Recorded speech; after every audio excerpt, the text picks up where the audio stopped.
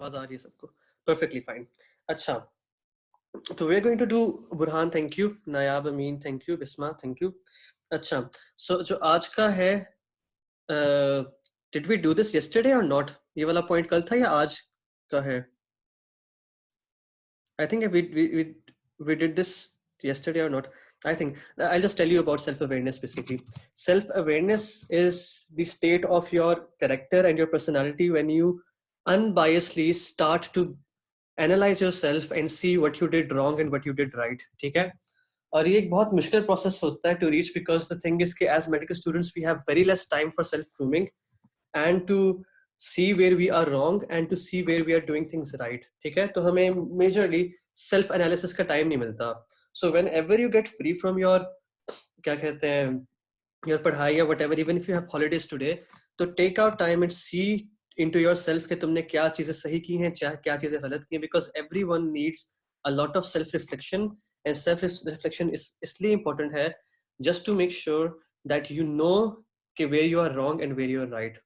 जब when you attain that degree of self awareness, when you're aware of your actions, when you're aware of your decisions, and when you know कि when you get a deeper meaning of life, that is the time when you start learning from your mistakes, and that is the best way to progress to a happier life. मुझे भी बड़ा time लगा था अपने आप को emotionally और ideologically evolve करने में. Everyone has their own limits and everyone has their time. I don't know what stage I am, but two of my friends help me के they helped me to basically reach that level. Rabia Kheti, doesn't it lower our self-esteem as we get to know about our mistakes? Self-esteem को मुझे लगता है कि boost करता है. It depends how you react to the way you are trying to analyze yourself. It very much depends on the way you react. Rabia, stay back after the class and we'll discuss this point of yours. ठीक है? And it gives a very good chance for us to improve. So always try to go for improvement and always do something for a greater good. ठीक है? Let's go with the class. आज का जो important topic है, that is systemic lupus erythematosus. The biggest issue with today's topic is that कि तुम लोगों का exposure है नहीं clinical, तो that puts a lot of burden on me, because मुझे I have to make sure कि तुम्हारे I have to make sure कि तुम सबको clinical correlate भी मैं करके दूं कि like you can understand कि हम clinically अगर patient को देखेंगे तो वो किस तरह present करेगा, which is very important for you to understand. ठीक है? तो हम स्टार्ट करते हैं सिस्टेमिक लुपस एरिथेमेटोसिस से. मैं साथ में बुक खोल लेता हूँ. अच्छा, तो एसएलई का क्या सीन है कि SLE is basically a disease of females. ये इंपॉर्टेंट है because the thing is you don't get to know कि एसएलई में होता क्या है. स्किन के अंदर बेसिकली उसको फोटोसेंसिटिविटी के सिम्टम्स होंगे, बटरफ्लाई उसका रैश होगा, उसको एलोपेशिया हो सकता है पेशेंट को. ठीक है? हार्ट के अंदर उसको प्लूरेटिक चेस्ट पेन और हार्ट मर्मर्स हो सकते हैं. किडनी में इन्फ्लेमेशन और फेलियर हो सकता है. जॉइंट्स में swollen joints arthritis, because we already know कि हम रूमेटोलॉजी की बात करें तो इसमें एसएलई के अंदर ये सारी चीजें होंगी कि जॉइंट्स तो इन्वॉल्वमेंट होगी. मेंटल को अभी भूल जाओ, इतना इंपॉर्टेंट है. माउथ के अंदर अल्सर्स होंगे. ब्लड के अंदर उसको इम्यून कॉम्प्लेक्सेस, ब्लड क्लॉट्स और एनीमिया वगैरह होंगे. ठीक है? फीमेल रिमेंबर, इसको मैं याद करने का तरीका बताता हूँ. Right now everyone look into your imagination, forget everything you're doing and imagine a woman who's standing और उसके अंदर ये features हैं. This is the only best way that you can remember SLE. ठीक है? अब हम इन features को बारी बारी डिसाइड करेंगे और डिस्कस करेंगे कि इसमें हमने क्या क्या करना है. अब एक SLE की जो पेशेंट आएगी उसके अंदर तुम्हें क्या नजर आएगा? The first photo on the top left shows a butterfly rash. Remember this photo and imagine this in your head कि एक butterfly rash वाली खातून आएगी. ठीक है? उसके हाथों के ऊपर रैश बने हुए हैं टॉप मिडिल वाली में और टॉप राइट वाली डायग्राम में. रिमेंबर इन योर इमेजिनेशन कि उसके हाथों पे रैश बने हुए क्योंकि उससे फोटो सेंसिटिविटी है. You are all doing this in your imagination. अपने जहन में ये सब कुछ इमेजिन करो. फिंगर्स को देख लो, उसको रेनॉल्ड्स फिनोमेना है. उसकी फिंगर्स ऊपर से टिप्स ब्लू होती जा रही है. तो अभी तक हमने याद किया उसके मुंह में बटरफ्लाई रैश है, उसके हाथों पे फोटो सेंसिटिविटी है और साथ में उसकी फिंगर्स के ऊपर रेनॉल्ड्स नजर आ रहा है. यहाँ तक तुम लोगों ने इमेजिन कर लिया अपने पेशेंट को. ठीक है? You are imagining with giving you a clinical correlate. ये जनरल चीजें थी. अब हम थोड़ा सा इसकी डिटेल में जाएंगे. जनरल पॉइंट्स क्या है इसके बारे में कि it is a rare disease, बहुत कम होती है. It's common among females. Presenting as इसकी 20 to 40 होती है. इसमें प्रॉब्लम ये होता है कि बहुत ज्यादा इन्फ्लेमेशन होती है और बहुत ज्यादा टिश्यू डैमेज होता है. इन्फ्लेमेशन होगी तो ESR CRP रेस्ड होता है यूजुअली, ठीक है, इसको भी डिस्कस करते हैं। और टिश्यू डैमेज मल्टीपल ऑर्गन्स में होता है जिसकी वजह से ये मल्टीपल ऑर्गन्स में प्रेजेंट करती है, ठीक है। थोड़ा सा पैथोफिजियोलॉजी को डिस्कस कर लेते हैं। The biggest thing that you have to know about pathophysiology इस केस में ऑटो एंटीबॉडीज प्रोड्यूस हो रही हैं और इसमें इम्यून कॉम्प्लेक्स फॉर्मेशन हो रही है जिसकी वजह से एपोप्टोसिस और सेल्फ एक्सपोजर के ज्यादा प्रॉब्लम्स हो रहे हैं। ये 3 पॉइंट्स बस याद कर लो और कुछ याद नहीं करने की जरूरत, ताकि तुम्हारा क्लिनिकल कोरिलेट भी हो जाए, तुम्हें पता हो कि तुमने ट्रीटमेंट कैसे करनी है। क्योंकि अब ऑटो एंटीबॉडी की बात होगी तो फिर इम्यूनोसप्रेसिव दोगे, इम्यून कॉम्प्लेक्स की बात होगी तो इम्यूनोसप्रेसिव दोगे, ठीक है। यूवी एक्सपोजर देखो, इसमें अंदर एनवायरमेंटल स्टिमुलेंट लिखा हुआ है तो इसका मतलब है कि लाइट एक्सपोजर कम कर दोगे उसका, ठीक है। तो पैथोफिजियोलॉजी हम इसलिए देख रहे हैं ताकि हम जब पढ़े इसकी ट्रीटमेंट तो हमें पता हो कि हम क्या चीज क्यों कर रहे हैं, ठीक है। तो एपोप्टोसिस इसमें होती है, ऑटो एंटीबॉडी फॉर्मेशन होती है और इम्यून कॉम्प्लेक्स फॉर्मेशन होती है। These are the things you have to remember, nothing else than these, ठीक है। आगे चलते हैं। अब ये है clinical features of SLE। The table seems very intimidating। देखो नजर आ रहा है कि it's too much to remember and too much to learn, ठीक है। इसको बस ओवरव्यू दे दो कि मेला रैश है, डिस्क्वाइड रैश है, फोटोसेंसिटिविटी है, ओरल अल्सर्स है, आर्थराइटिस है, सिरोसाइटिस है, रीनल डिसऑर्डर है, न्यूरोलॉजिकल डिसऑर्डर है, मतलब कि you've seen them all। अब एंड में देखो जहां पे मेरा कर्सर है इस वक्त, इसमें लिखा है कि an adult has SLE if any of 4 of the 11 features are present serially or simultaneously। या तो वो सीरियली उन पेशेंट्स के साथ सिम्टम्स के साथ प्रेजेंट करता है कि एक पहले हुआ, फिर दूसरा, फिर तीसरा हुआ, या साइमल्टेनियसली चारों सिम्टम्स आ रहे हैं। Then you diagnose the patient with SLE और फिर तुम उसको कंफर्मेटरी डायग्नोसिस की तरफ लेके जाओगे, ठीक है। अब the problem is that you have to remember these points, और उसको हमें याद करने का तरीका हमने क्या बनाया है कि we are going to use your imagination for this, because you don't have a clinical exposure right now. तुमने कोई पेशेंट भी नहीं देखा और ना हम देख सकते इन सर्कमस्टांसेस में। So what we're going to do is we're going to use your imagination. Now be very attentive from this onwards। अगर तुमने ये अच्छा लेक्चर सुन लिया, I tell you कभी SLE जिंदगी भर नहीं भूलेगा, पक्का याद हो जाएगा। पहले देख लेते हैं कि जॉइंट्स में क्या होगा। जॉइंट्स में क्या होगा कि आर्थराइटिस होगा, we all know that, रिमेटोलॉजी का चैप्टर है। जेकोर्स डिफॉर्मिटी होगी जिसमें टेंडन डैमेज होता है। अब जेकोर्स डिफॉर्मिटी इस तरह याद कर लो, this is how her hands might look. Remember it's you are imagining a female patient जिसके हाथ थोड़े से अल्नर डेविएशन हुई हुई और हाइपरफ्लेक्शन ऑफ द थंब हुई हुई है, इसको हम जेकोर्स डिफॉर्मिटी कहते हैं। ये बाकी चीजों में भी होती है जैसे कि रूमेटॉइड आर्थराइटिस में होती है, लेकिन ये SLE में होती है, डेविडसन के अंदर लिखी हुई क्लिनिकल फीचर। तो तुमने अभी तक क्या इमेजिन किया? एक औरत है जिसका बटरफ्लाई रैश है, जिसको जैकोर्स डिफॉर्मिटी है, हाथ के ऊपर हर तरफ निशान बने हुए हैं और जो उसकी फिंगर्स है वहां पे रेनॉल्ड्स फिनोमेना हो रहा है। यहां तक तुम लोगों ने इसको इमेजिन कर लिया है and you are using your imagination right now, ठीक है। रेनॉल्ड्स फिनोमेना हमें पता है इस तरह का होगा। Add to your imagination here कि उसकी फिंगर्स का कलर ऐड कर लो अपने दिमाग के अंदर, ठीक है। और साथ में इसमें होता है सेकेंडरी रेनॉल्ड, प्राइमरी रेनॉल्ड जो इडियोपैथिक होता है वो नहीं होता। Secondary Raynaud is the Raynaud which is caused by other diseases, जिसमें सिस्टेमिक स्क्लेरोसिस, SLE आ जाता है और HIV भी आ जाता है, काफी सारी चीजें आ जाती है। सो इसमें सेकेंडरी रेनॉल्ड्स फिनोमेना होगा। स्किन में काफी सारी चीजें हैं। What you have to remember is कि मैला रैश और डिस्कॉइड रैश, ये दो चीजें होंगी ना तो बेसिकली स्किन के ऊपर ना एग्जामिनर ये दो चीजें देता है, अर्टिकेरिया, लिविडो रेटिकुलरिस और एलोपेशिया का कम जिक्र होता है। और साथ में फोटोसेंसिटिविटी में हाईलाइट करना भूल गया, फोटोसेंसिटिविटी, मैला रैश एंड डिस्कॉइड रैश। अब इसमें से तुमने इमेजिन क्या हुआ है? मैला रैश जो बटरफ्लाई रैश था वो तो हमें याद है कि इस पेशेंट के मुंह पे तुम you have this imagination in your head कि एक पेशेंट उसका मुंह देख रहे हो तो उसको यहाँ पे रैश पड़ा हुआ है which is a butterfly rash. अब तुमने उसमें क्या ऐड करना है? फोटोसेंसिटिव वाले रैशेस तुमने ऐड किए हुए उसके हाथों पे तुम्हें नजर आ रहे थे। फोटोसेंसिटिविटी ज्यादातर हाथों पे होती है और फेस पे होती है।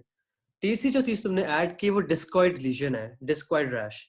डिस्कॉइड रैश इज बेसिकली एक इन्फ्लेमेटरी सा रैश होता है, थोड़ी सी अपलिफ्टिंग ऑफ द स्किन होती है, ऊपर हाइपरकेराटोसिस होता है, ठीक है। यहां तक हमने क्या चीजें इमेजिन की? एक औरत है जिसके हाथ थोड़े से जिकोस डिफॉर्मिटी वाले हैं, साथ में उसको रेनॉल्ड्स फिनोमेना हुआ है, बाजुओं के ऊपर उसको फोटोसेंसिटिविटी वाला रैश है, मुंह के ऊपर उससे बटरफ्लाई रैश है और कहीं उसको ये बने हुए डिस्क्वाइड रैशेस बने हुए हैं, ठीक है।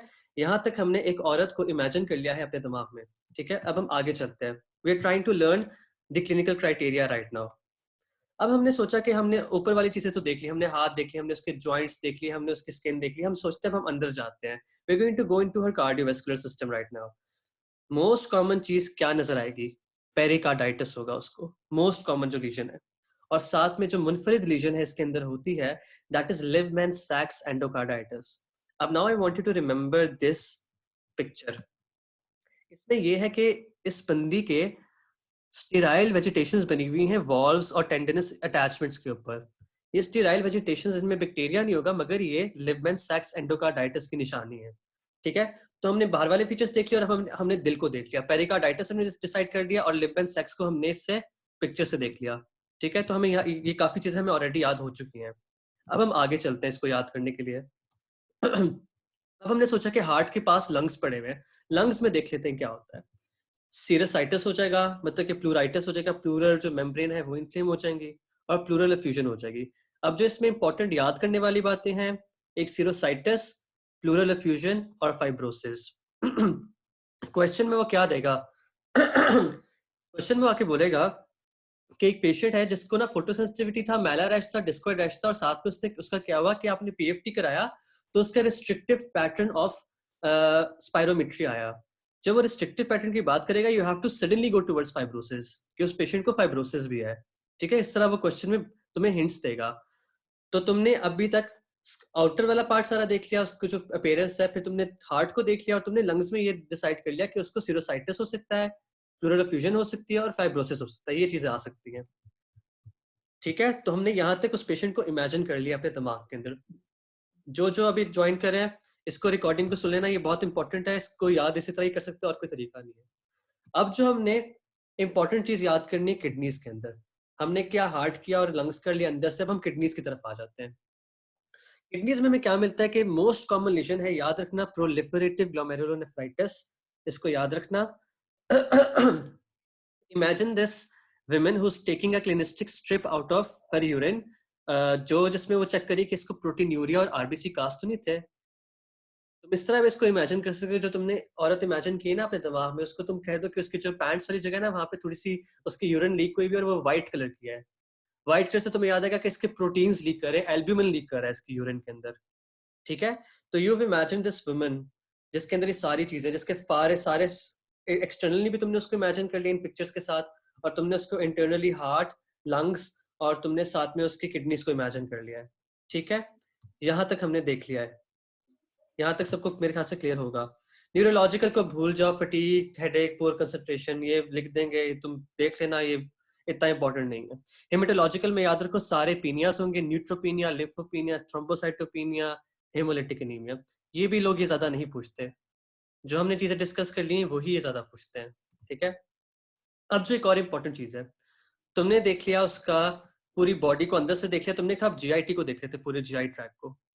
तो जीआई ट्रैक में तुम इमेजिन करो, जो औरत जिसके मुंह पे बटरफ्लाई रैश था और साथ में उसके मुंह पे डिस्कॉइड लीजन बने हुए थे, साथ में थोड़ी सी वो गंजी भी हुई थी, उसको एलोपेशिया था, तुमने उसकी जबान भी अपनी इमेजिनेशन में बाहर निकाली और जबान के ऊपर एक अल्सर बना हुआ है। ठीक है, there is an ulcer on her tongue, that is an oral ulcer. ठीक है, तो oral ulcer is an important manifestation of systemic क्या कहते हैं, एसएलई। तो सीरियस कॉम्प्लिकेशन इसमें क्या होती है? Mesenteric vasculitis is the most serious complication in the gastrointestinal tract, और तुम इसको एज ए एमसीक्यू याद कर लो। मगर what you have to basically remember from GIT is कि उसको ओरल अल्सर्स हैं। ठीक है, यहाँ तक हमने डिस्कस कर लिया। अब हम आगे देखते हैं, अब हमने क्या क्या चीजें डिस्कस की थी, हम थोड़ा सा जल्दी से रिवाइज करते हैं ताकि तुम लोग को ये पक्का याद होगा।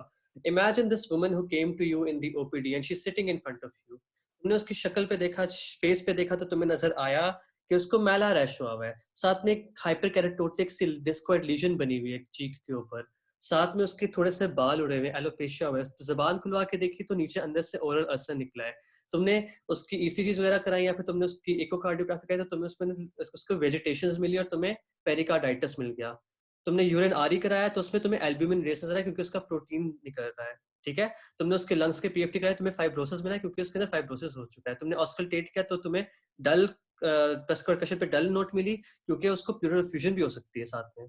ठीक है, तो remember and imagine this in your head. And अब जब इमेजिन कर लिया है तुम लोगों ने, now we are going to look at the clinical criteria again and now you're going to find it very easy to remember. Now look at it.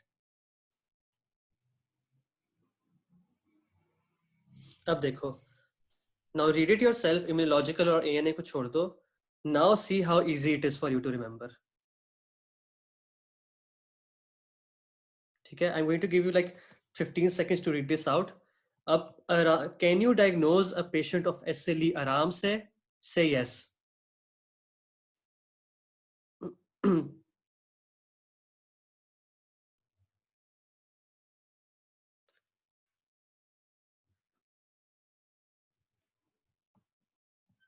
This is all about your imagination. You have to learn it in a very active way. अपनी imagination use करके सब कुछ बंद कर देना था इसके दौरान.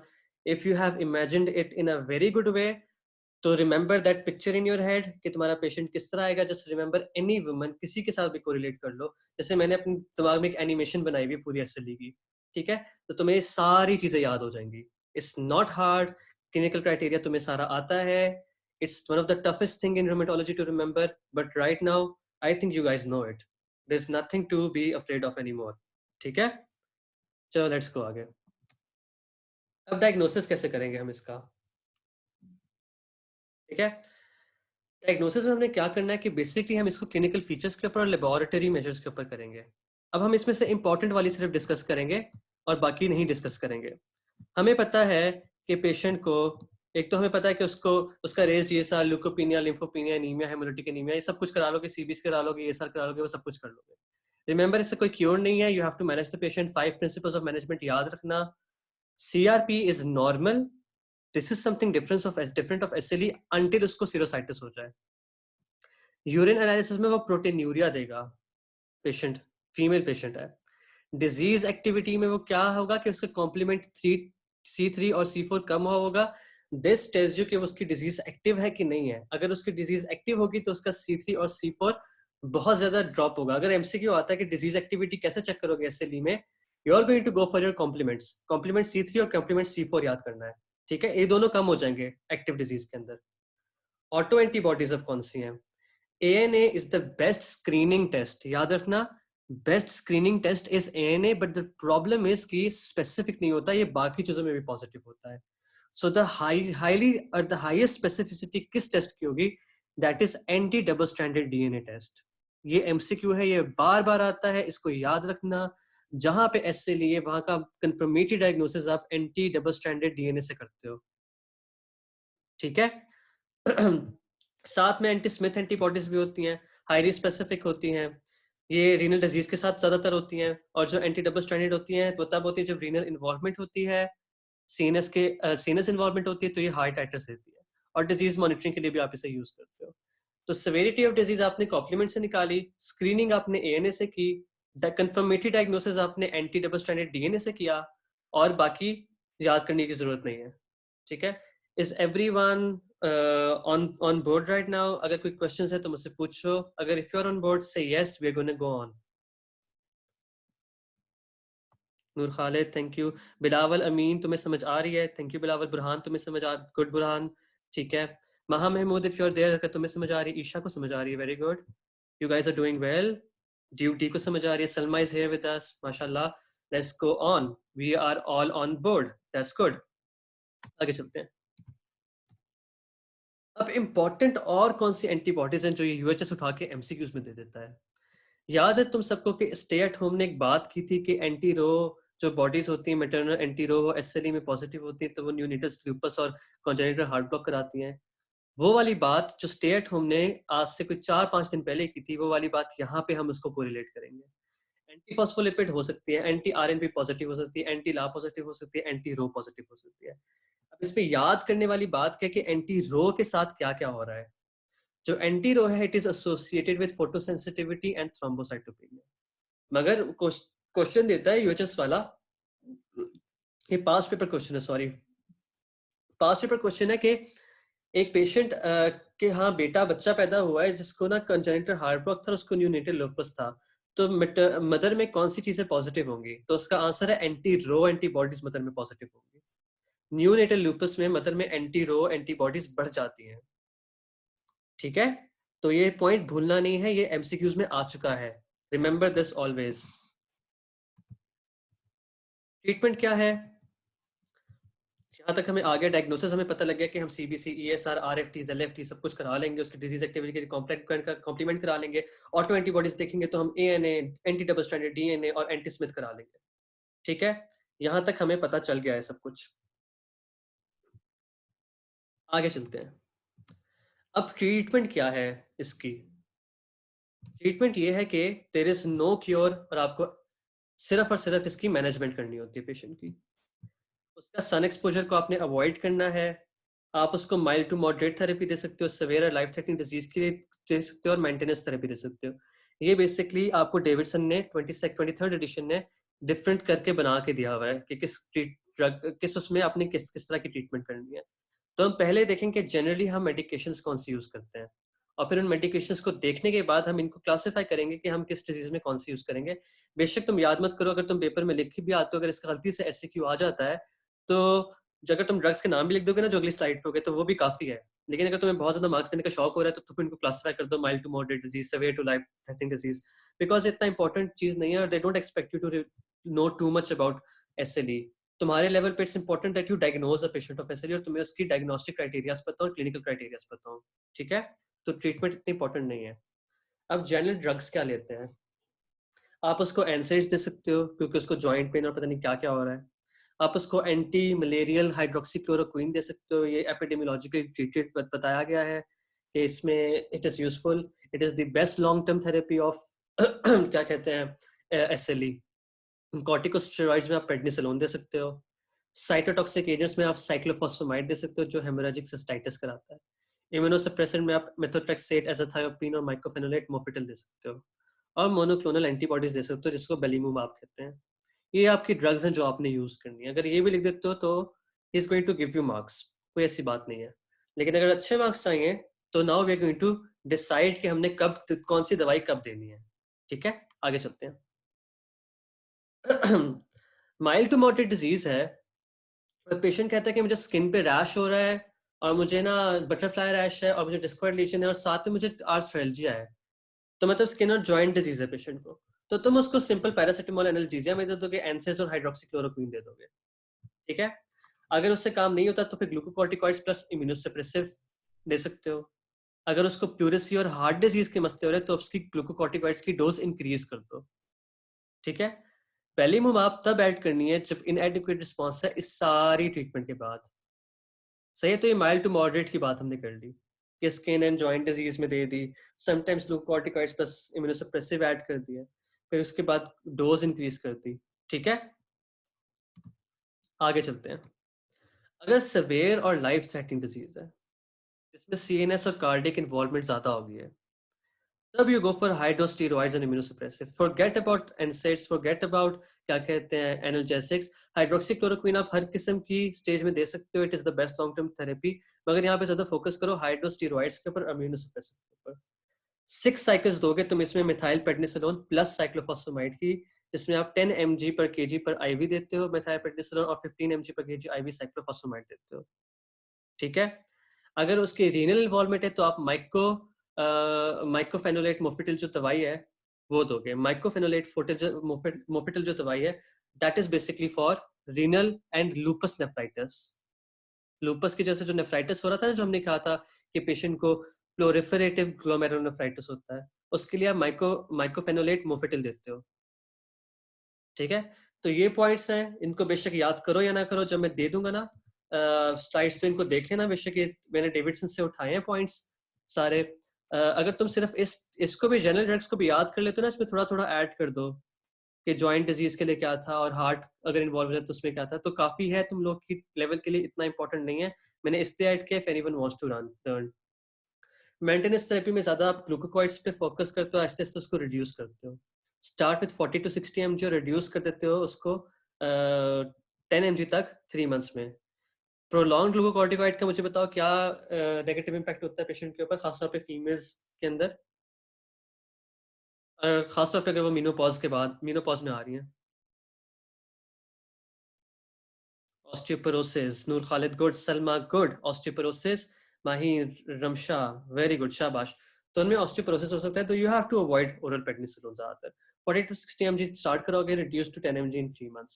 एजाथायोप्रीन, मेथोट्रेक्सेट और एमएमएफ भी दे सकते हो आप. ठीक है, this is how you are going to treat your patient. यहां तक सबको समझ आ गई है? आई थिंक सबको समझ आ गई है. ड्रग इंड्यूस्ड लूपस क्या होता है? एनी क्वेश्चंस इन एसएलई मुझसे पूछ लें अभी आप.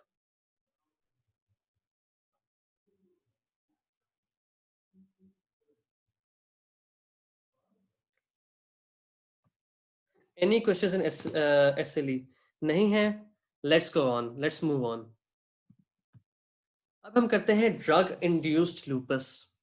इसमें याद करने वाली दवाइयां कौन सी हैं जो जीएचएस शॉक से पूछता है? Hydralazine, isoniazid, procainamide, methyl dopa and quinidine. Quinidine को मैं हाईलाइट करना भूल गई, मैं कर दूंगा when I give you these lectures. Quinidine, methyl dopa, procainamide, isoniazid और हाइड्रेलिज़ेन.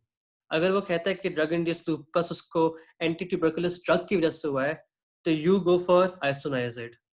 एंटी हाइपरटेंसिव में हाइड्रोलिज़िन और मिथाइल डोपा आती है. प्रोकेनामाइड आती है एरिथमियास को ट्रीट करने में, और क्विनिडीन आती है मलेरिया को ट्रीट करने में. इन 4-5 ड्रग्स का जिक्र होगा तो वो ड्रग इंड्यूस्ड लूपस होगा. सेम सिम्टम्स हैं ऑलमोस्ट एसएलई के, लेकिन थोड़े से डिफरेंट हैं. सिर्फ इसमें आर्थराइटिस और सीरोसाइटिस होगा, बाकी चीजें नहीं होंगी इसके अंदर. दवाई रखोगे जो कर रही थी इसको कॉज, और ये तो रिवर्स कर जाएगा 4 to 6 वीक्स के अंदर. ड्रग इंड्यूस्ड लूपस, इसमें जो इंपॉर्टेंट बात है वो है कि इसमें एंटी हिस्टोन एंटीबॉडीज पॉजिटिव होती हैं. एंटी हिस्टोन एंटीबॉडीज इसमें पॉजिटिव होती हैं. एंटी जो डर्मेटोमायोसाइटिस और पॉलीमायोसाइटिस में होती हैं. एंटी डबल स्ट्रैंडेड एंटीबॉडीज आपकी एसएलई में होती हैं. रूमेटाइड फैक्टर और एंटी एसीपी आपकी रूमेटाइड आर्थराइटिस में होती हैं. और गाउट में आते हैं क्रिस्टल्स. ये सब चीजें याद होनी चाहिए, हमने इन चीजों को पढ़ लिया है. एंटी डबल स्ट्रैंडेड और एंटी स्मिथ एंटीबॉडीज में नेगेटिव होंगी, और इसमें कॉम्प्लीमेंट नॉर्मल होगा, अनलाइक एसएलई. कॉम्प्लीमेंट नॉर्मल आ गया, एंटी डीएनएस डबल स्टैंडर्ड और एंटी स्मिथ एंटीबॉडीज नेगेटिव आ गई, और एंटी हिस्टोन पॉजिटिव आ गई, तो it's definitely drug induced lupus. लेकिन एक पॉइंट ये है कि ड्रग इंड्यूस्ड लूपस में जो हाइड्रेलिज़िन की वजह से होता है, उसमें सिर्फ 35% पेशेंट्स में एंटी हिस्टोन पॉजिटिव आता है. ठीक है, मगर क्वेश्चन के अंदर वहां पे उसने ड्रग का जिक्र किया होगा कि इसने ड्रग ली थी, हाइड्रेलिज़िन, आइसोनायाज़िड, प्रोकेनामाइड, मिथाइल डोपा, क्विनिडीन. ठीक है, अब मैं करता हूं यहाँ पे stop. Before I go to systemic sclerosis, I'm going to add a new slide. Go to menti.com. आपका कोड क्या है? 304830. ठीक है, इस कोड पे जाएं.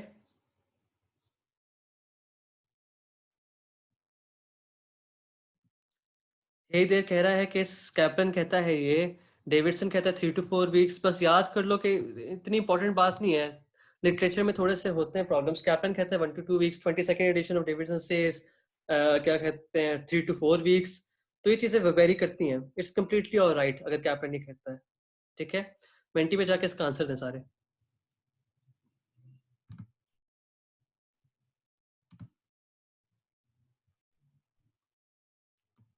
ये पास्ट यूएचएस क्वेश्चन है.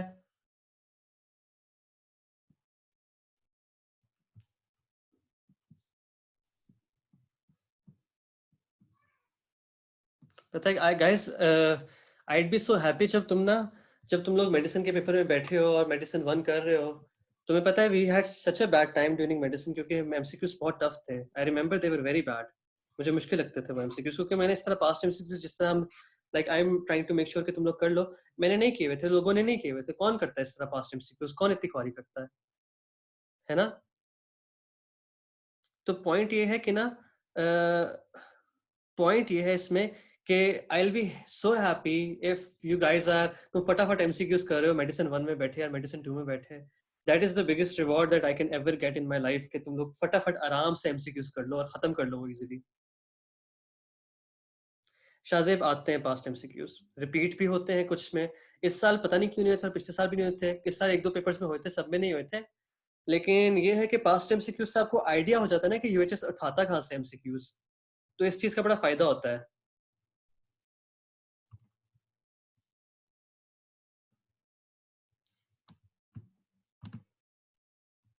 अच्छा, तो मैं तुम्हें दिखा देता हूँ स्क्रीन। मरियम, अच्छी बात है, लेकिन कर तो रहे हो, शुक्र अल्लाह ताला का, बस अल्लाह ताला करे तुम लोगों का सब कुछ अच्छा हो जाए। हम कोई 8-9 लोग हैं जो तुम्हारा पूरा प्लान बनाते हैं कि तुम लोगों को कैसे पढ़ाना है। There like 8 or 9 people who are behind me who are making the plan how to teach you guys। उनसे मैं मशवरा करके पढ़ाता हूँ। ये देख लो, इसका आंसर था anti DS double stranded DNA, which is the best one. इसमें यहाँ पे उसका एमसीक्यू नजर नहीं आ रहा। वो एमसीक्यू मेरे ख्याल से तुम लोग को नजर आ गया होगा प्रोबेबली, कि उसका क्या था। ऑब्वियसली तुम लोगों ने आंसर किया है, लेकिन उसका जो मैं देखता हूँ, हाँ नजर आ गया मुझे। यस। अब जो इसमें याद करने वाली बात है ना, मैं तुम्हें क्वेश्चन बताता हूँ ना। क्वेश्चन ये है कि 30-year-old मेल है, 2 फीमेल है, 2 महीने की हिस्ट्री है, स्मॉल जॉइंट्स में हैंड है, मतलब कि आर्थराइटिस है उसको। Notice sun exposure tends to irritate her, photo sensitivity. She has a malar rash. जिसने एंटी हिस्टोन की है, जिसने ए ने तो चलो मान लेते हैं, लेकिन इसमें क्वेश्चन ये है, और एक तो नंबर 1 उसका मैलर रैश है, एंटी हिस्टोन को रूल आउट कर दो, मैलर रैश नहीं होता। और साथ में यूरिनरी लाइसिस में उसका एल्ब्यूमिन आ रहा है, जरूरी नहीं कि एंटी हिस्टोन में आए वो। आरबीसी का पॉजिटिव है, लूपस की तरफ जा रहे हो, सिस्टेमिक लूपस एरिथेमेटोसिस की तरफ जा रहे हो तुम लोग। what test will accurately diagnose? अगर इसका होता ना question what is the screening test of the patient, तो इसका आंसर ए नहीं होता। लेकिन what test will accurately diagnose का मतलब है कि you need a definitive diagnosis. उसका आंसर है एंटी डबल स्ट्रैंडेड डीएनए, जो तुम लोगों ने सी किया है, which is correct and good job. ठीक है, जिसने 4 किया, जिसने एएनए, जिन लोगों ने 4 किया, मैं उनको बता दूं कि ANA is the best screening test, not the best diagnostic test. Best diagnostic test is anti double stranded DNA. ठीक है, ये बात याद रखना। आगे चलते हैं, लेट्स गो ऑन। अब सिस्टेमिक स्क्लेरोसिस पे आते हैं, डिफरेंट डिजीज है। ठीक है, याद करना, सिस्टेमिक स्क्लेरोसिस और एसएलई 2 फर्क चीजें हैं, इनको कंफ्यूज नहीं करना। सही है, आगे चलते हैं। अब यहाँ पे क्या है कि जनरली ये डिसऑर्डर है कनेक्टिव टिश्यूज का, जो स्किन को, ऑर्गन्स को और वेस्कुलेचर को अफेक्ट करता है। याद रखना, पेशेंट में बहुत ज्यादा फाइब्रोसिस हुआ हुआ है, हर जगह फाइबर्स बन रहे हैं, स्किन भी खिंच के फाइबर्स से भर चुकी है, बॉडी के अंदर, लंग्स के अंदर, हर तरफ फाइबर्स ही फाइबर्स पड़े हुए हैं, फाइब्रोसिस हो रही है बहुत ज्यादा। सही है, अनलाइक ऐसे जैसे बटरफ्लाई रैश और पता नहीं क्या क्या चीजें थी। स्क्लेरोडर्मा है, जब presence of tight and thickened skin होती है तो हम उसको कहते हैं स्क्लेरोडर्मा। ठीक है, जब सिस्टेमिक स्क्लेरोसिस होता है ना, हम उसे तब कहते हैं जब स्क्लेरोडर्मा के साथ ऑर्गन, आई मीन अब आप मुझसे पूछा ड्रग इंड्यूस्ड और एसएलई के क्लिनिकल फीचर्स सेम है, या clinical features not necessary same. उसमें जो ड्रग इंड्यूस्ड है ना, उसमें आपको मेजरली आर्थ्रेल्जिया और सीरोसाइटिस होता है, जो मोस्ट कॉमन सिम्टम है। एसएलई में तो आपको मैला रैश और फोटोसेंसिटिविटी और ये सब कुछ भी मिलेगा ना। ड्रग इंड्यूस्ड लूपस में ना आपको मेजरली मिलेगा सीरोसाइटिस और आर्थराइटिस ज्यादातर। ठीक है, आई मीन समझ आ गई।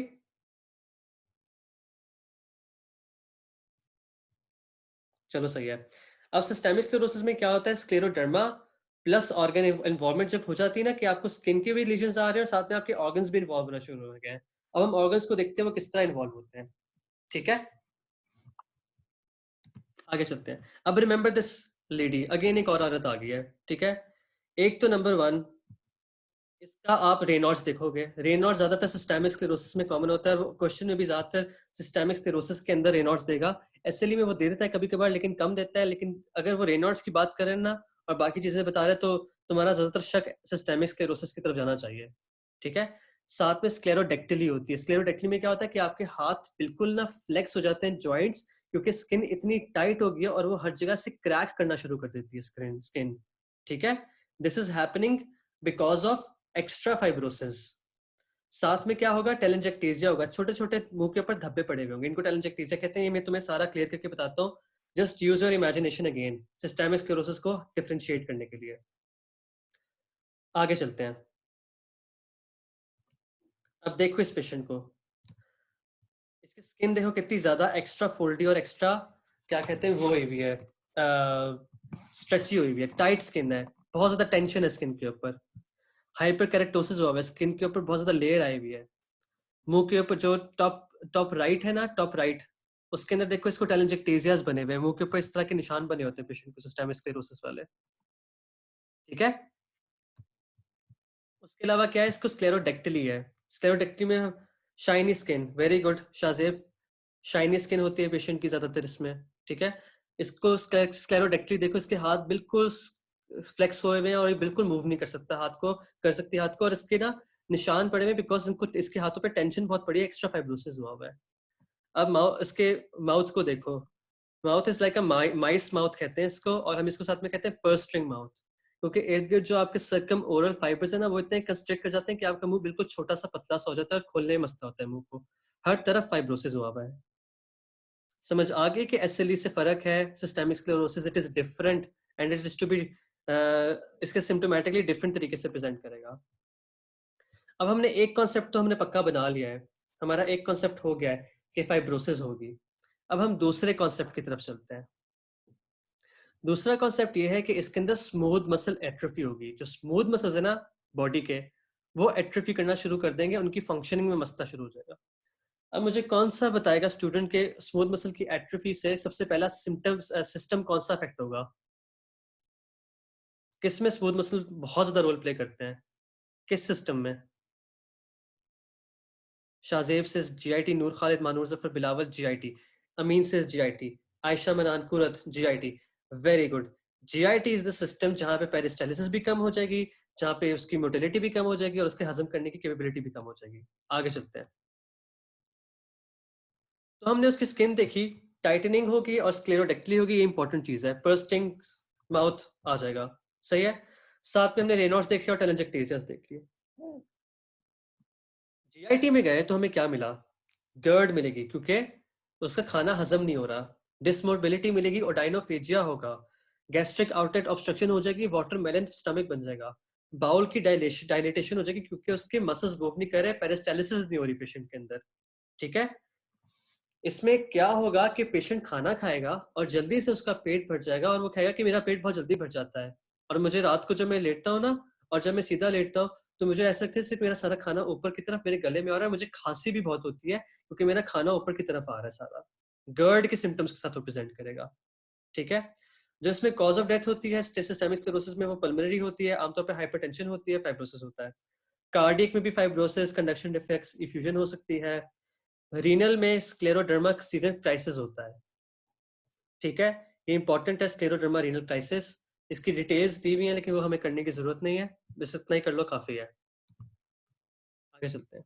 अब ये किस तरह का होता है, types of systemic sclerosis.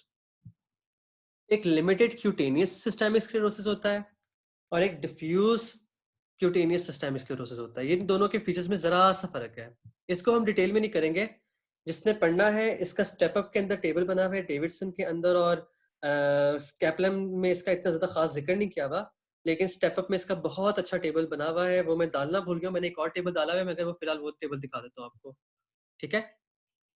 Step up को देख लेना इसके टेबल के लिए अगर देखना है तो। अब इसमें याद करने वाली क्या बात है, दो चीज इसमें इंपॉर्टेंट है जो याद करनी है।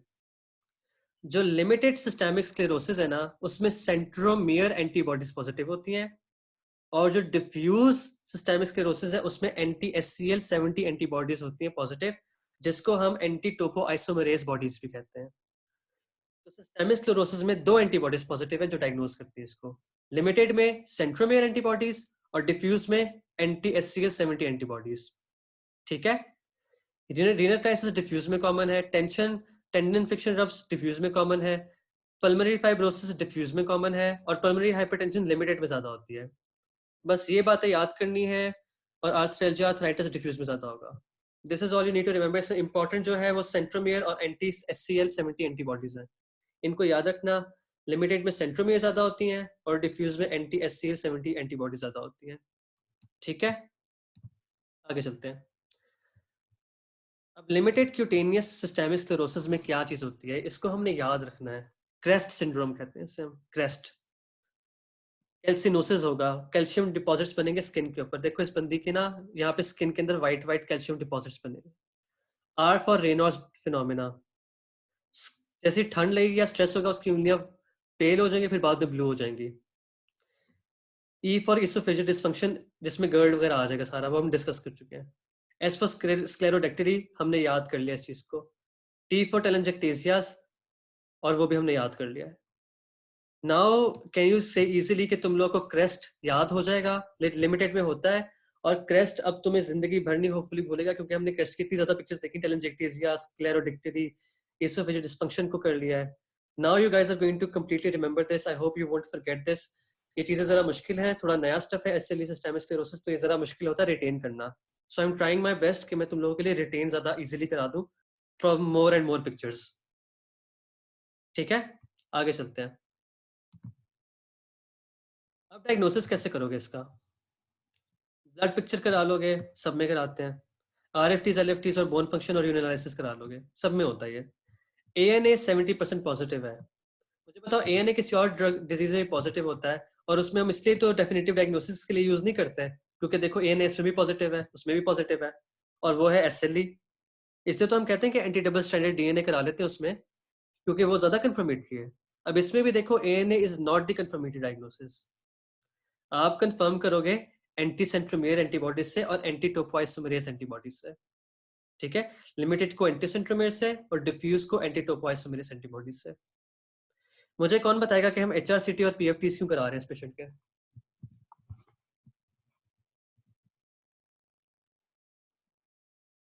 एचआरसीटी और पीएफटीज क्यों करा रहे हैं हम इस पेशेंट के? गुड. लंग में फाइब्रोसिस हो सकता है, इसलिए करा रहे हैं. शाबाश, वेरी गुड. लंग फाइब्रोसिस के लिए हम देख रहे हैं. हमने पढ़ा था कि इसके अंदर रिस्ट्रिक्टिव पैटर्न होता है. अगर हम एक्सरे करेंगे तो हमें क्या नजर आएगा? रेटिकुलर नोडुलर और रेटिकुलर पैटर्न नजर आएगा इसके अंदर. ठीक है, चेस्ट एक्सरे में. ईसीजी क्यों करा रहे हैं हम इसमें? शायद वजह क्या है ईसीजी कराने की?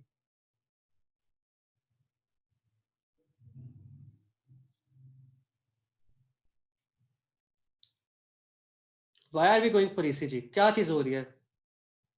Conduction defects. Very good Javeria one. Conduction defects के लिए हम ईसीजी करा रहे हैं. फाइब्रोसिस के लिए हम एचआरसीटी और पीएफटीज करा रहे हैं. ठीक है. बेरियम स्वालो क्यों करा रहे हैं? अमीन और बिलावल बताओ भाई, बेरियम स्वालो क्यों करा रहे हैं?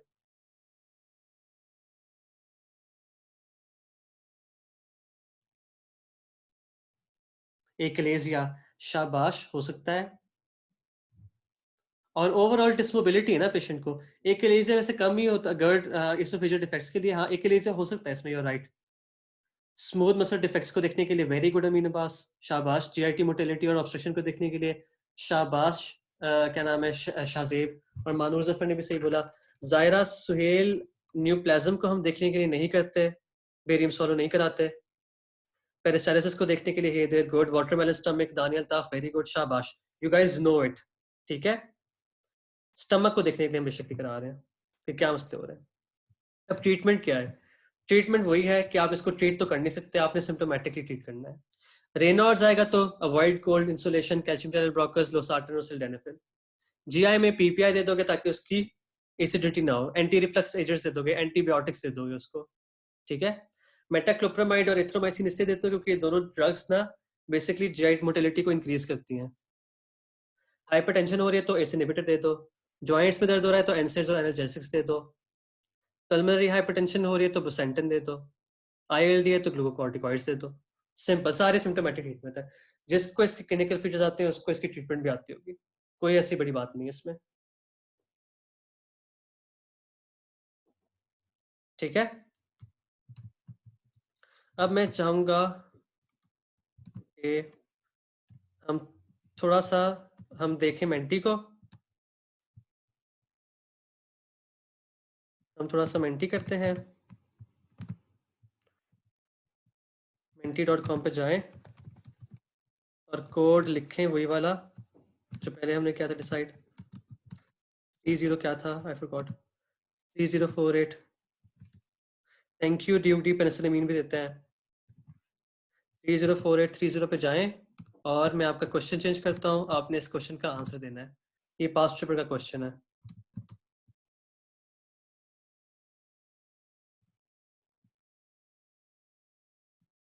ठीक है. पास्ट पेपर्स में इस तरह के भी सवाल आते हैं.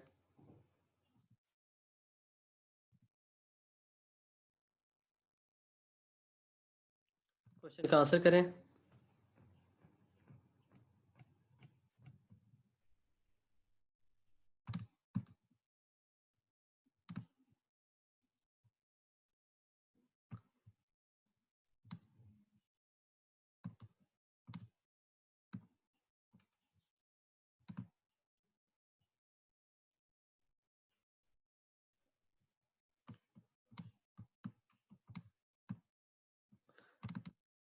Sorry guys, I am going to change this. गलत हो गया मेरे से जरा, गलत लिखा हुआ है, पता नहीं क्यों कर दिया इसने मेरे साथ ऐसे। I am going to refresh this और तुम लोगों ने इसको री आंसर करना है। ठीक है, I just refresh this whole thing. इसको जाके फिर से आंसर करो।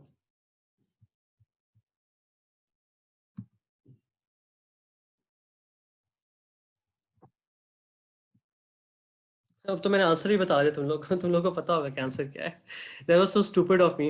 ये तब होता है जब आप प्रिपेयर्ड नहीं आते क्लास में। देखो आज जो प्रिपेयर्ड नहीं है ना तुम लोग की क्लास में, तो मुझे देखो प्रॉब्लम हो रहा है।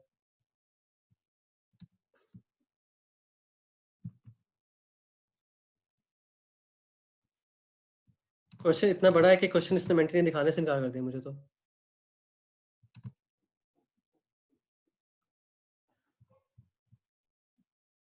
ठीक है, शाबाश, सही आंसर दे रहे हो। ठीक है, I am going to present it to you and show it to you guys इसमें क्या है। तुम लोगों ने आंसर दिया है, मेजॉरिटी ने systemic sclerosis, which is the right answer. शाबाश, वेरी गुड। मैं क्वेश्चन फिर से पढ़ दूंगा तुम्हारे लिए। क्वेश्चन में जो पॉइंट्स हैं, एक तो नंबर 1 पॉइंट ये है कि 1 मंथ हिस्ट्री ऑफ कफ थी, ड्राई और प्रोडक्टिव समटाइम्स। सबसे इंपॉर्टेंट चीज इसमें ये रेनॉल्ड्स फिनोमेना वाली बात है। फिंगर क्लबिंग, रेनॉल्ड्स फिनोमेना और चेस्ट हैज इंस्पिरेटरी क्लैकर्स। इसका आंसर था सिस्टेमिक स्क्लेरोसिस। वेरी गुड, सही आंसर किया तुम लोगों ने।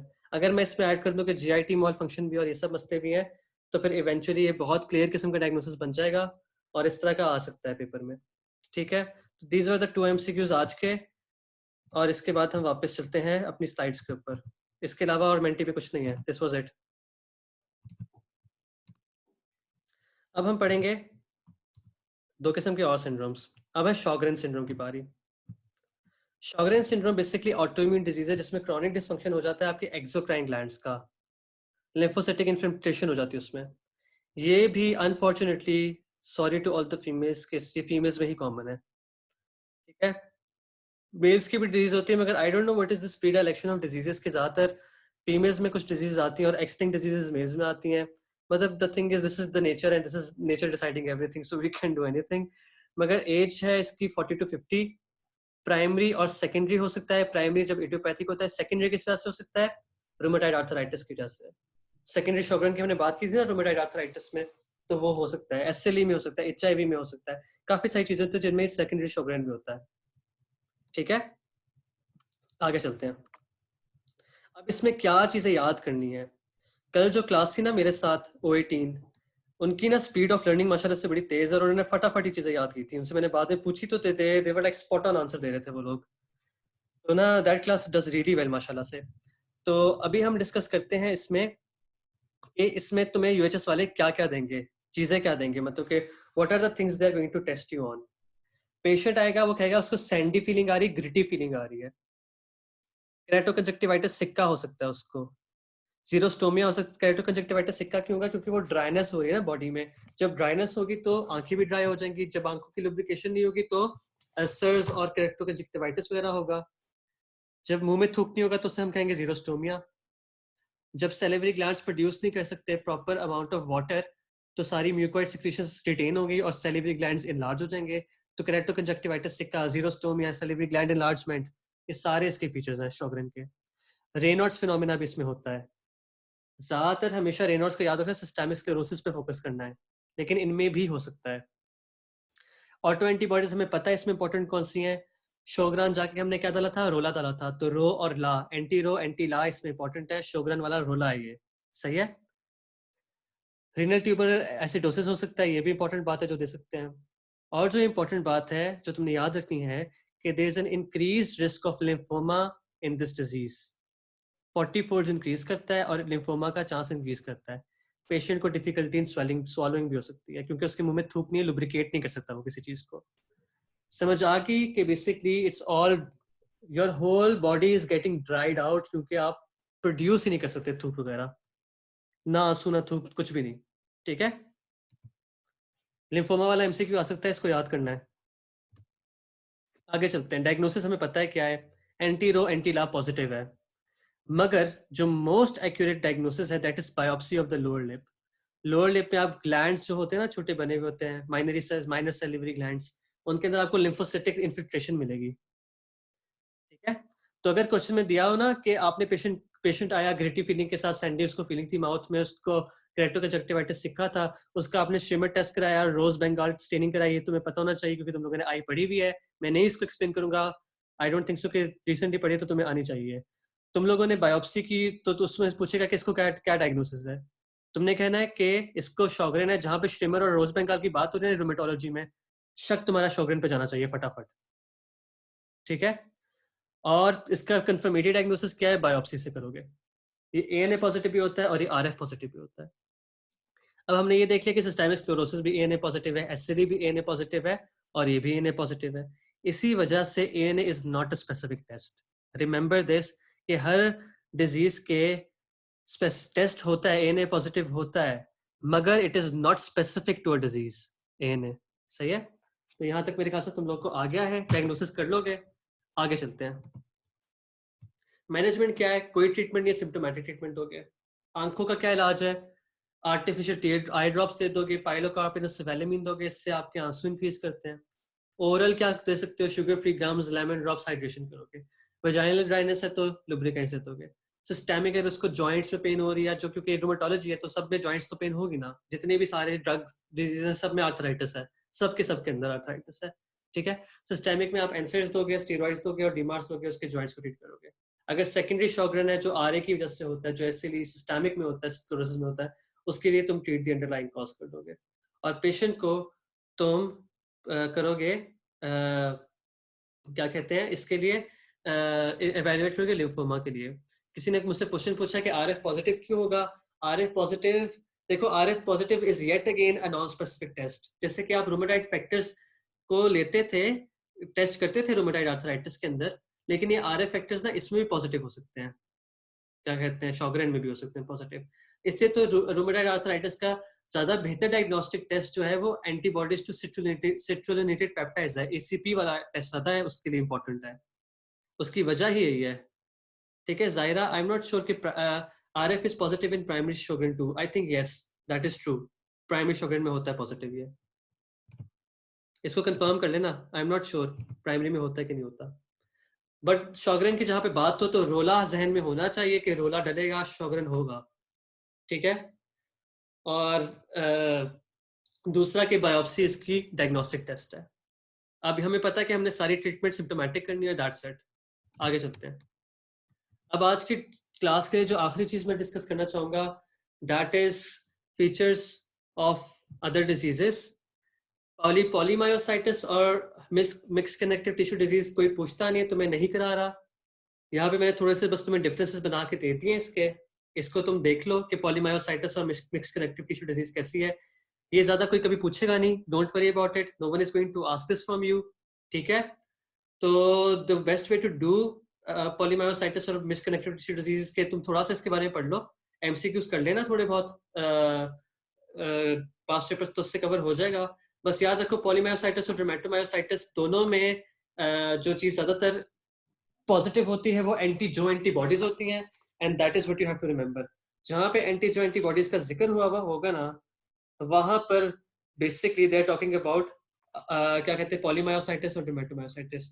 मिक्स कनेक्टिव टिश्यू डिजीज का कोई खास काम नहीं है जिंदगी में तुम लोगों की, कोई भी नहीं पूछेगा। अगर पॉलीमायोसाइटिस या डर्मेटोमायोसाइटिस में से पूछ दिया तो उसके मैं एमसीक्यू साथ साथ बना रहा हूँ तुम लोगों के लिए, तो तुम्हें एमसीक्यू टेस्ट के बाद मिलेंगे, सही है। तो वो हम एमसीक्यू टेस्ट के बाद ही करेंगे, जो मैं तुम्हें दे दूंगा फाइल जिससे मैं तुम्हारे सारे एमसीक्यूज बना के रखे हुए हैं, एमसीक्यू पॉइंट्स। क्योंकि मैंने तुम्हें एमसीक्यू पॉइंट्स दे दिए तो तुम्हें सारे एमसीक्यूज तो पता लग जाएंगे, तो फिर क्या फायदा एमसीक्यूज कराने का। तो इसलिए वो मैं तुम्हें पहले नहीं दे रहा, बाद में दूंगा। अच्छा, जो एक और चीज तुमने याद रखना है डर्मेटोमायोसाइटिस के अंदर, वो 3-4 चीजें हैं जो जिसका मैं तुम्हें बता दूंगा। ग्रोटन्स पैप्यूल्स क्या होते हैं, हेलियोट्रोप आइलिड्स क्या होती हैं और शॉल साइन क्या होता है। ये बस 3 चीजें हैं तुम्हें पता होना चाहिए। और बस ये याद रखो कि डर्मेटोमायोसाइटिस और पॉलीमायोसाइटिस में हमेशा जो डायग्नोस्टिक टेस्ट है, जो मोस्ट एक्यूरेट डायग्नोस्टिकेशन है, that is muscle biopsy. Dermatomyositis और पॉलीमायोसाइटिस की मसल बायोप्सी डिफरेंट आती है। डर्मेटोम ये हम बता देंगे तुम्हें, मैं तुम्हें एमसीक्यू में बता दूंगा, मगर थोड़ा सा मैं यहाँ पे ऐड कर देता हूँ हल्का सा, ज्यादा नहीं बताऊंगा। दोनों एंटी जो वन पॉजिटिव है, इन दोनों को डिफ्रेंशिएट आप ऐसे करते हो, जब मसल बायोप्सी करोगे ना, तो जो पॉलीमायोसाइटिस है ना, उसमें एंडोमाइजियल इन्फ्लेमेशन नजर आएगी, और जो डर्मेटोमायोसाइटिस है उसमें पेरीमाइजियल या पेरीवेस्कुलर इन्फ्लेमेशन नजर आएगी। ठीक है, बस ये फर्क है दोनों में, और बाकी इसमें कोई इंपॉर्टेंट बात नहीं है। और इसके मैं तुम्हें एमसीक्यू की टेबल्स के अंदर मैं तुम्हें एमसीक्यूज के जो पॉइंट्स हैं ना जो मैं बना रहा हूँ रूमेटोलॉजी के साथ साथ, उनमें तुम्हारा कवर हो जाएगा सारा। ये पढ़ना है तो बेशक पढ़ लो, कोई रोकेगा तो नहीं तुम्हें पढ़ने से। पढ़ना है तो पढ़ लो, मर्जी है, लेकिन इतना इंपॉर्टेंट नहीं है, कोई पूछता नहीं है तुमसे, कोई भी नहीं पूछेगा। ठीक है, we are done till now, and please repeat this point of biopsy. Biopsy is the most important point of diagnosing polymyositis and dermatomyositis. Dermatomyositis और polymyositis दोनों एंटी सिंथेस एंटी जो 1 एंटीबॉडी पॉजिटिव होते हैं। ठीक है, इनमें जो बायोप्सी की डिफरेंस होता है ना, क्योंकि दोनों को आप डिफरेंशिएट बेसिकली बायोप्सी पे करते हो। जो पॉलीमायोसाइटिस है ना, उसमें एंडोमाइजियल इन्फ्लेमेशन होती है, और उसको मीडिएट CD8 टी सेल्स करते हैं। और जो आपका डर्मेटोमायोसाइटिस है उसके अंदर पेरीमाइजियल और पेरीवेस्कुलर इन्फ्लेमेशन होती है, जिसको बी सेल्स और CD4 टी सेल्स कराते हैं। ये रिकॉर्डिंग हो रही है, सुन लेना बेशक। ये मैंने कल O18 को ये वाली बातें नहीं बताई थी, मैं आज O18 की क्लास में सबसे पहले ये बातें बताऊंगा कि जो एक्स्ट्रा चीजें मैंने आज तुम्हें सिर्फ डर्मेटोमायोसाइटिस और पॉलीमायोसाइटिस के बारे में बताई हैं, क्योंकि मैंने जब कल बुक खोली तो मुझे थोड़ी डिफरेंट चीजें मिली थी डेविडसन में लिखी हुई, तो मैंने सोचा ऐड कर देता हूँ तुम्हारे। I am going to tell this to the other group as well. Huawei, I did not get the time to make the ESPO files because I've been very very busy. मेरी जिंदगी मुश्किल हुई भी आजकल। As soon as I get time, I'm going to make the MCQ file for them as well. ठीक है, I think भाई next topic यार, पता है मेरी कल एक फ्रेंड से बात हुई थी, अपने क्लास फेलो से ही बात हुई थी, तो they were all telling me कि the best thing for you guys is कि मैं कार्डियो करा लूं, क्योंकि कार्डियोलॉजी एक बहुत ज्यादा कॉन्सेप्चुअल टॉपिक है, बहुत ज्यादा कॉन्सेप्चुअल। पहले मैं सोचा था नेफ्रोलॉजी करा लेता हूँ, मगर अब मैं प्रॉब्ली कार्डियोलॉजी का सोच रहा हूँ, and the reason behind that is because it is so, क्या कहते हैं,